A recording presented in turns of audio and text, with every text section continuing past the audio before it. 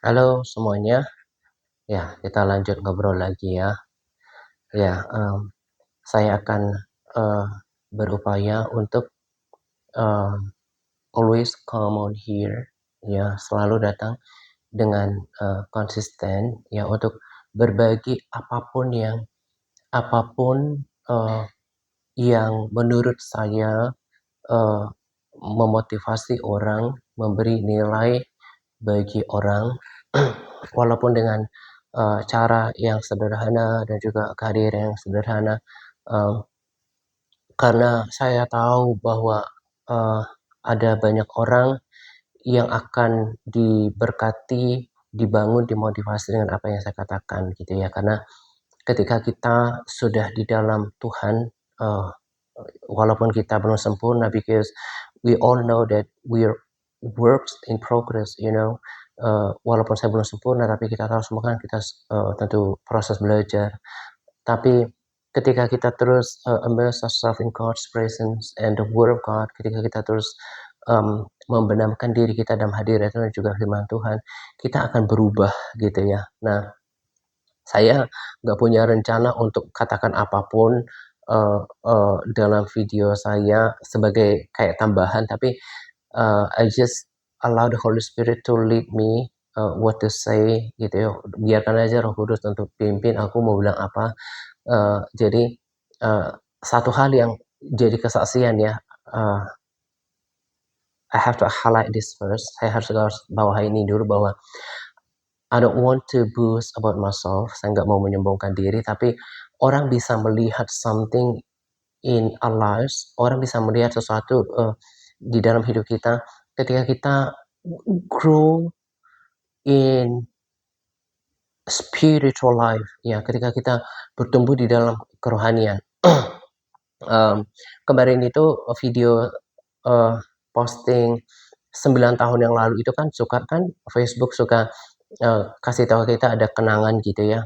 Nah, saya lihat itu waktu saya masih gemuk itu kan ya.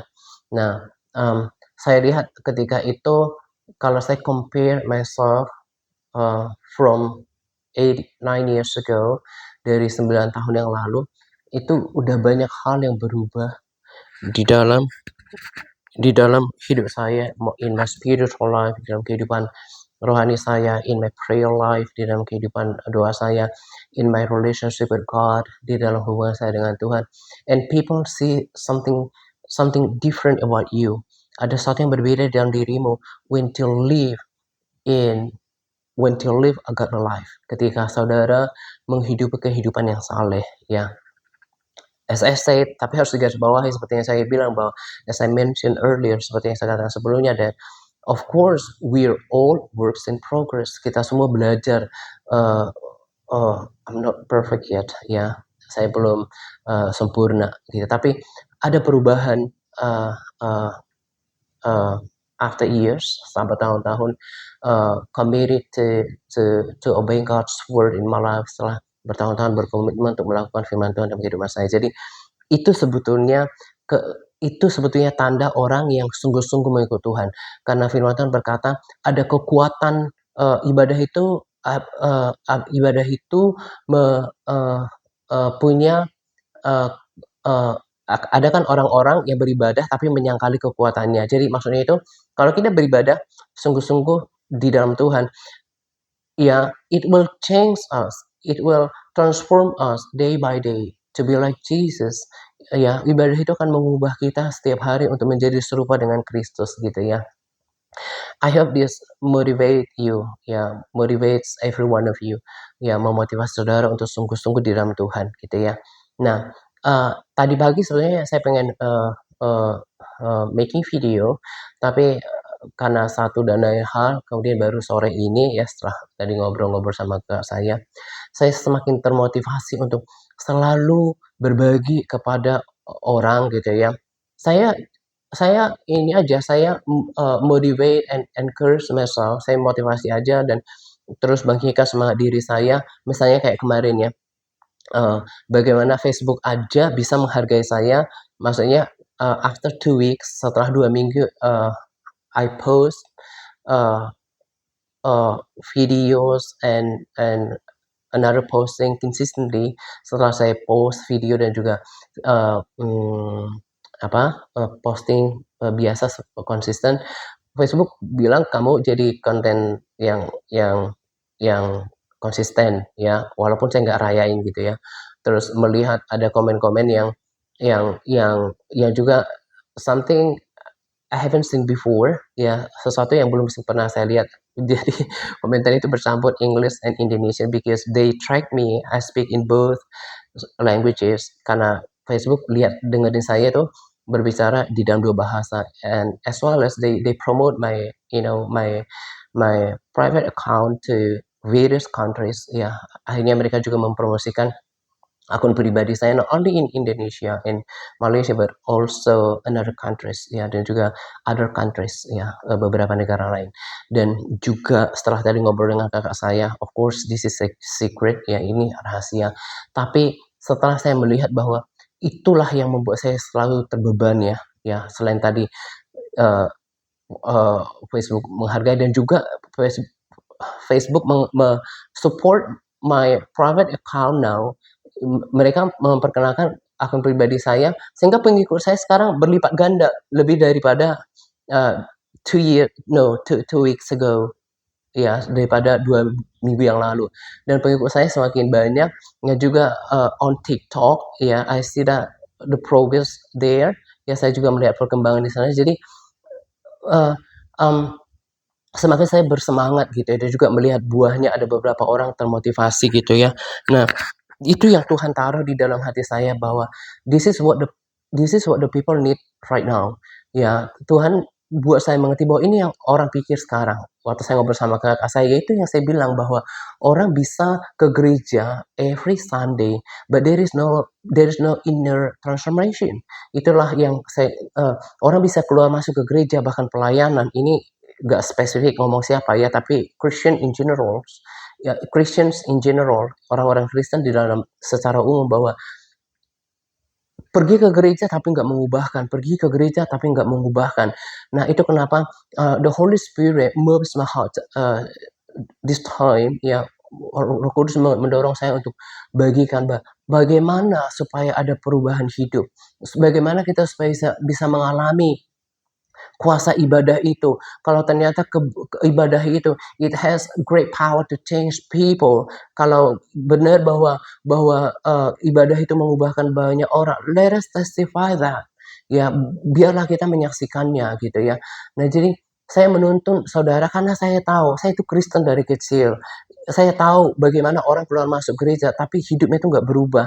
Dan I'm not judging you. Saya tidak sedang menghakimi saudara, but I have burden to lead you, uh, punya beban untuk menuntun saudara supaya mengingat mengingat sekarang we're in the very last of the last days, kita itu sudah berada di akhir zaman, dan you don't know that. Saudara nggak tahu itu, karena apa? Nggak intim sama Tuhan.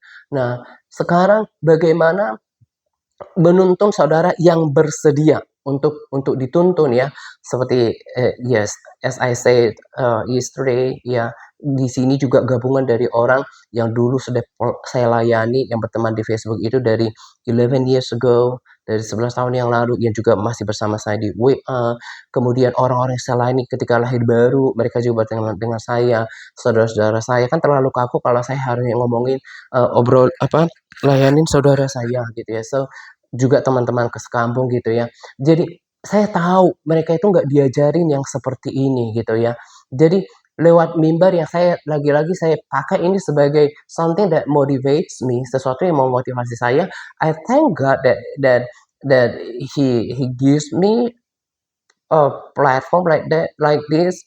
Saya anggap ini my pulpit ya. Saya anggap ini sebagai mimbar saya. Saya bisa bahkan punya waktu lebih banyak daripada local church ya, sebuah gereja lokal, untuk to get the gospel out, right? Ya, memberitakan Injil, karena I have Monday to Saturday, dan juga saya siapkan semuanya, mereka diberkati. Tuhan kita itu adil gitu ya, dan orang yang bekerja sungguh-sungguh sama dia nanti diupahi. Saya mau nanti Tuhan ketika saya ketemu dia, dan Tuhan bilang bahwa well done. ya, kerja bagus ya, kerja bagus dan saya menerima upah because I know whom I believe in.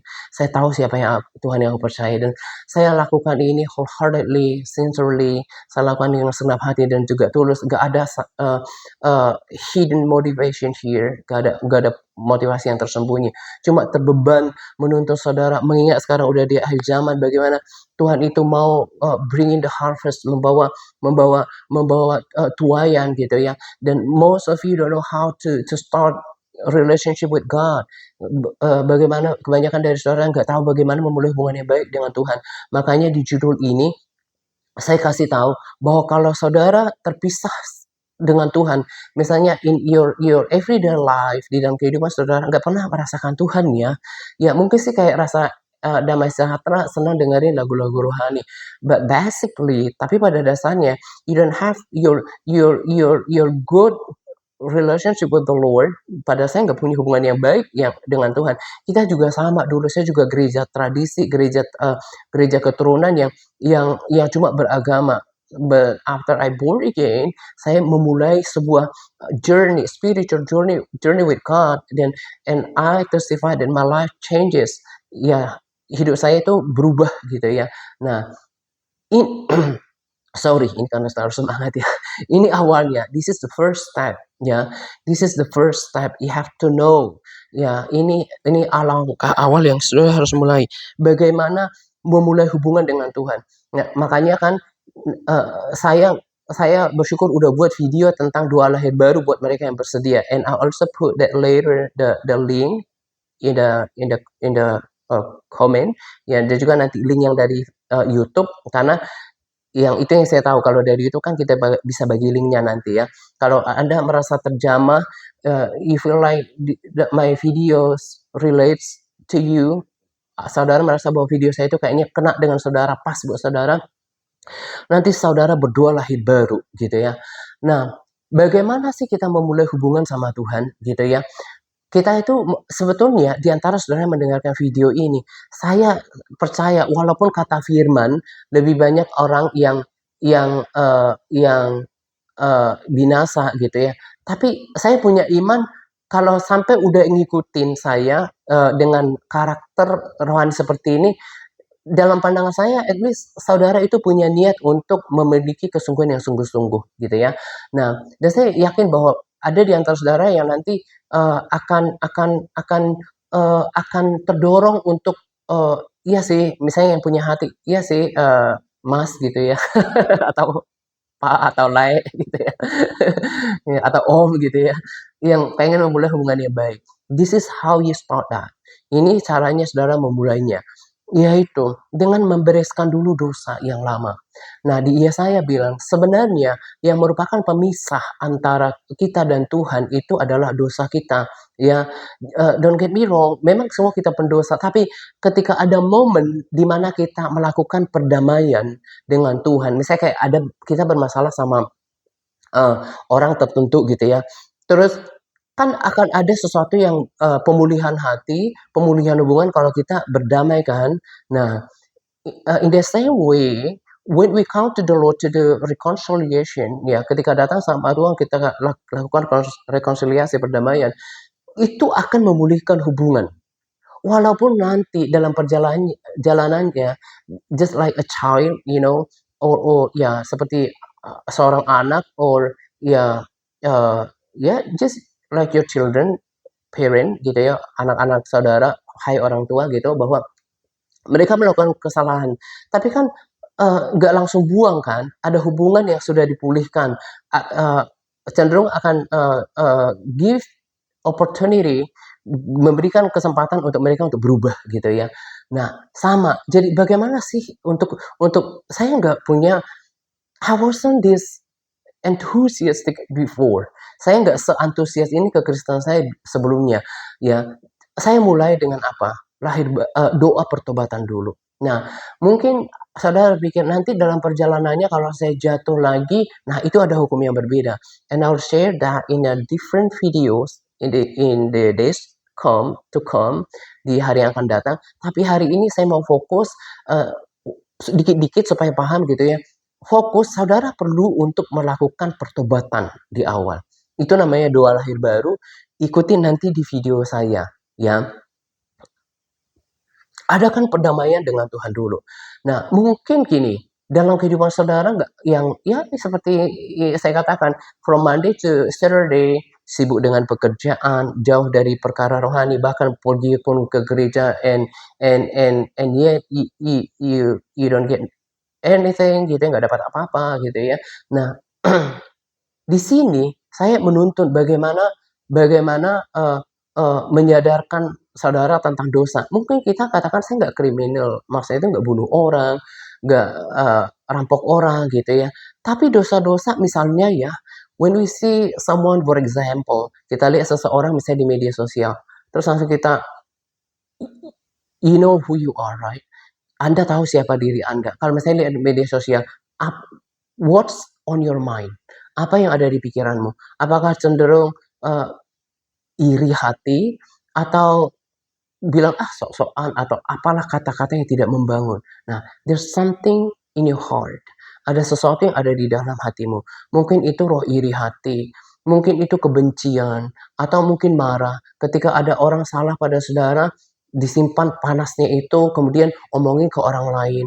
Bahkan mungkin you still gossip, gosip gitu ya, atau mungkin Anda terikat dengan berbagai dosa, ya mungkin dosa kemabukan, mungkin judi, mungkin atau mungkin pergi ke witchcraft mungkin, atau tukang sihir atau perdukunan mungkin, atau cigar ya dengan rokok mungkin, ya itu semua I'll help you here. Saya akan membantu saudara di sini. Itu harus kalau mau memulai hubungan kekristenan, menjalani kekristenan dengan Tuhan yang benar, ini mesti diberesin dulu, bertobat, tapi memang dengan sungguh-sungguh. And you have to turn away your back on your past sins. Ya, harus meninggalkan, membelakangi dosa itu gitu ya, and start to obey the Lord, ya, start obeying the Lord, ya, mulai menaati Tuhan gitu ya. Jadi I'll help you. Mungkin beberapa di antara saudara ada yang berpikir, iya sih mau sih jadi memiliki kekristenan yang walaupun hidup itu tidak selalu enak, karena Tuhan nggak pernah berjanji semuanya akan baik-baik saja. Yang Tuhan janji itu penyertaan. But you feel the presence of the Lord always be with you. Ya, saudara merasakan penyertaan Tuhan dalam hidup saudara. Ya, itu yang membuat berubah gitu ya. Nah, mungkin ada di antara saudara mau gitu ya. Ini langkah awalnya yang tidak diajarkan oleh most churches. Ya, tidak diajarkan oleh kebanyakan gereja, the minister of the Lord, ya kan, para pelayan Tuhan. Makanya penting untuk saudara berdamai dulu, tahu, sadar, kenapa sih kok kayaknya kepisah sama Tuhan, nggak bisa rasakan Tuhan. Sin, your sins, our sins. Karena masalahnya apa? Apakah Tuhan itu terlalu jahat? No, jahat tidak. Tetapi dia itu kudus. Dia nggak bisa bersentuhan dengan dosa. So if our life attaches, ya, if our lives attached with sins, all kinds of sins, iniquities or transgressions, ya. Kalau hidup kita melekat dengan dosa, kesalahan atau pelanggaran, Tuhan jadi nggak bisa deket. Bukan karena dia jahat, karena karakternya, his whole being, keberadaan Tuhan itu adalah holy. Nah, jadi kalau mau melangkah, saya mau ketika baca firman, I feel the presence of the Lord when I seek Him in my prayer mode. Ketika cari Dia di dalam doa saya, when I worship Him, I long to feel His presence so tangible. Mau katakan ketika saya menyembah, saya merasakan hadirat dengan nyata. Start with this. Mulai dengan ini. Rendahkan hati, akui dosa. Ini jadi kayak momentum, kayak momen ya. Jadi kayak orang kan suka bikin resolusi ya. Hari ini saya mau sungguh-sungguh. Dengan bahasa sederhana yang saudara bisa. Tuhan itu lihat hati. Nah, kemudian akui semuanya dan berjanji mau berjalan sama Tuhan. Nanti ketika saudara minta ampun dengan sungguh-sungguh, itu yang kemarin saya katakan di video selanjutnya. Jadi kalau saudara masih baru mendengarkan video saya, saksikan video-video yang lain karena itu saling menyambung gitu ya.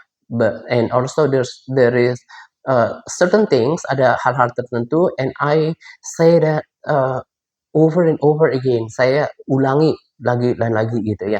Nah, ketika kita lahir baru, apa yang terjadi? Hati kita itu dibuat baru. So, we tend to obey the Lord. Kita lebih cenderung menaati Tuhan. And we tend to feel God's presence tangible surrounding us. Kita cenderung merasakan hadirat Tuhan itu ada di antara kita. Kan itu yang membuat berbeda. Nah, itu yang mengubahkan hidup saudara. Nah, jadi Tuhan itu selain baik memberikan anaknya untuk kita, keselamatan kita, ada lagi kebaikan selain kebaikan yang tak terhitung. Maksudnya itu kebaikan langkah kedua ini adalah bagaimana to help us obey Him, membantu kita untuk menaati Dia adalah lahir baru. Karena ketika kita sungguh-sungguh minta ampun, kita buat sebuah resolusi, kita minta ampun sama Dia in the Spirit, and that is the work of the Holy Spirit. Ya, di dalam dimensi rohani, ini pekerjaan Roh Kudus, He will give us a new heart that tends to obey the Lord. Dia akan memberikan kita hati yang cenderung menaati Tuhan. Nah, setelah itu, setelah lahir baru, kita akan cenderung suka baca firman. Kita akan cenderung peka terhadap dosa. Nah, from that point, you will grow over time. Nah, dari titik itu, saudara akan bertumbuh seiring waktu, gitu ya. Nah, jadi ini penting. Karena apa? Ini akan mengubah nanti karakter-karakter. Karena begini loh, kalau saudara walaupun ke gereja, walaupun kayaknya fanatik dengan kekristenan saudara, kalau karakternya tetap karakter yang lama, listen to this. Sinful behavior doesn't belong to heaven. Perilaku yang berdosa itu gak cocok dengan surga. Ya. Sinful behavior doesn't fit heaven. Gak cocok ke surga yang kayak gitu. Makanya Tuhan udah bilang dalam firman-Nya, orang akan ada nanti menuju kebinasaan, ada yang menuju kepada kehidupan. Itu tidak ditentukan, nanti Tuhan yang tetapkan. Tapi untuk kita sampai ke sana adalah sikap hati kita yang menentukan. Tuhan nanti tetapkan, tapi akan kemana kita ya ditentukan oleh cara hidup kita. Nah, so through this video, melalui video ini, I help you, membantu saudara untuk bagaimana masuk dalam perjalanan itu yang menuju kehidupan itu. Since we know the word says that not all Christian will be saved. Ya, will be saved. Sebab kita tahu bahwa Alkitab udah bilang bahwa gak semua orang Kristen akan diselamatkan. Nah, makanya saya bilang, saudara adalah orang-orang yang menurut saya itu, kalau udah dengerin